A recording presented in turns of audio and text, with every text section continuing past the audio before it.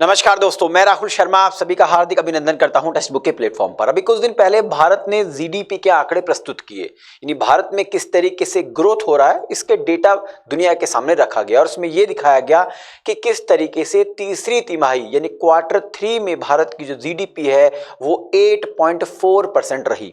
अब देखिए, भारत ने जैसे ही आंकड़ा दुनिया के सामने रखा तो खासकर जो वेस्टर्न कंट्रीज है, जिनको पश्चिमी देश कहते हैं, जिन्होंने लंबे समय तक भारत को गुलाम बना के रखा, अब उन देशों के जो अर्थशास्त्री हैं, जो इकोनॉमिस्ट हैं, उनके पेट में दर्द होना शुरू हो गया और उन्होंने कहा कि जो आंकड़ा भारत दिखा रहा है दुनिया के सामने ये फर्जी है, वास्तविक डेटा कुछ और है। भारत में ग्रोथ नहीं, भारत में स्लो डाउन हो रहा है और जल्द ही भारत के दरवाजे पर मंदी दस्तक देगी, ऐसा बोला। अब आखिरकार ये न्यूज़ है क्या, तो चलिए मैं आपको इसको बताने की कोशिश करता हूं। देखिए, यहां पर मैंने आपको कुछ आंकड़ा दिखाया है जीडीपी के बारे में।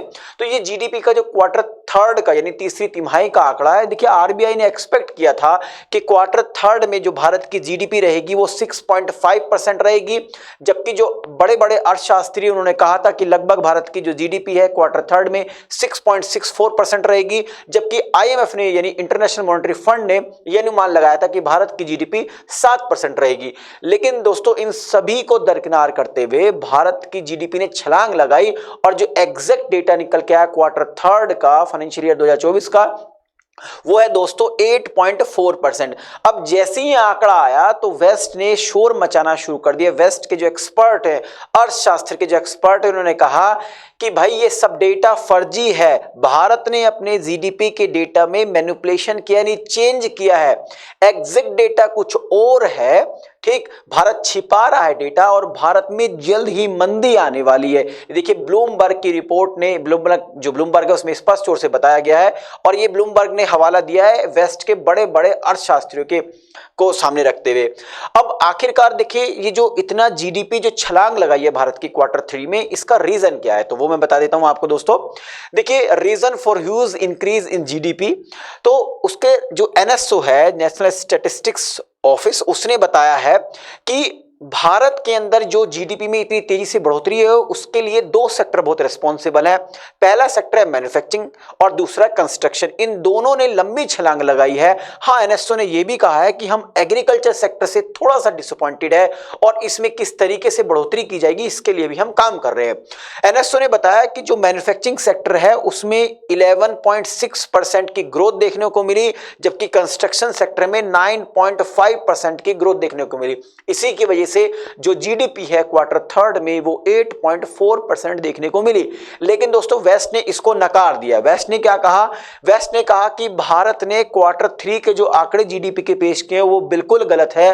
भारत ने क्या करा, टैक्स और सब्सिडीज के आंकड़ों में दुनिया को उलझाकर एक जीडीपी का नया ही शगुफा दुनिया के सामने रख दिया है।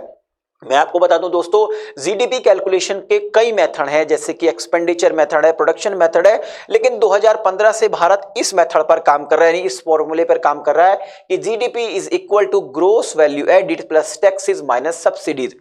अब इसी आंकड़े पर लंबे समय से भारत काम कर रहा है।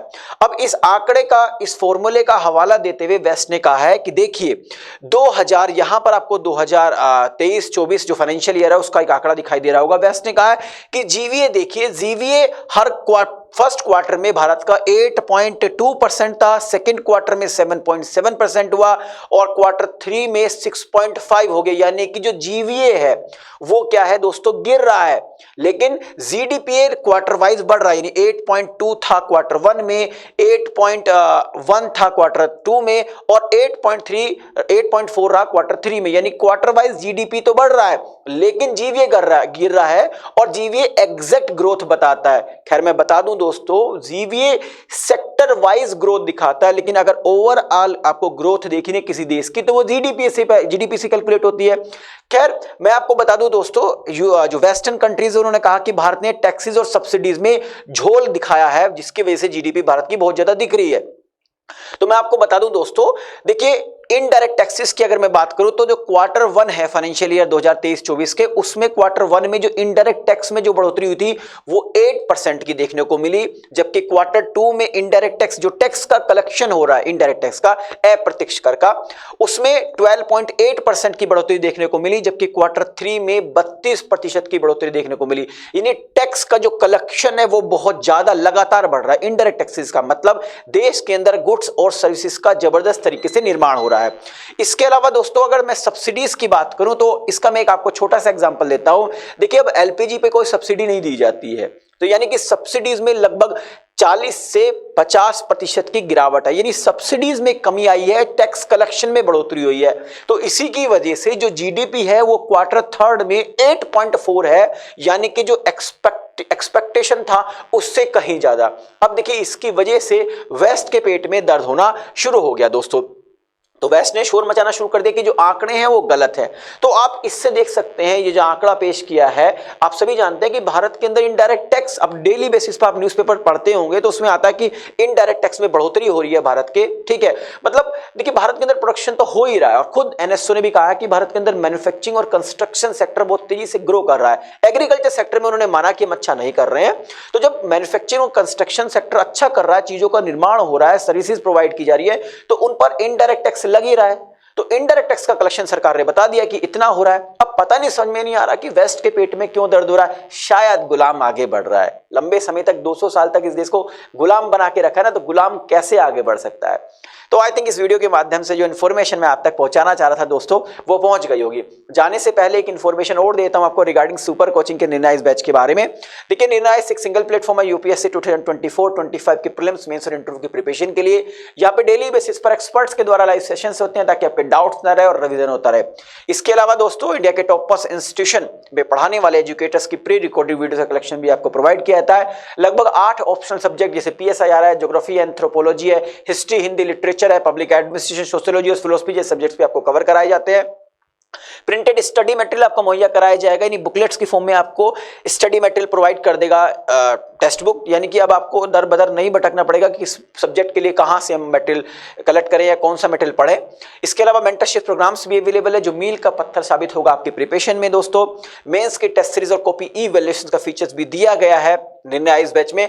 अब आप सोच रहे होंगे निर्णायक बैच का सब्सक्रिप्शन लिया कैसे जाए, तो इस वीडियो के डिस्क्रिप्शन में जाइएगा, वहां पर एक लिंक दी गई है, उस लिंक पर क्लिक कीजिए, सिंपल से स्टेप्स को फॉलो करते हुए चलिएगा आगे। हाँ, अगर इस कोर्स की फीस में आप 25% का डिस्काउंट चाहते हैं तो वहां पर अप्लाई कूपन का एक ऑप्शन दिखाई देगा, तो वहां पर आप मेरा कूपन कोड आर शर्मा का इस्तेमाल कर सकते हैं।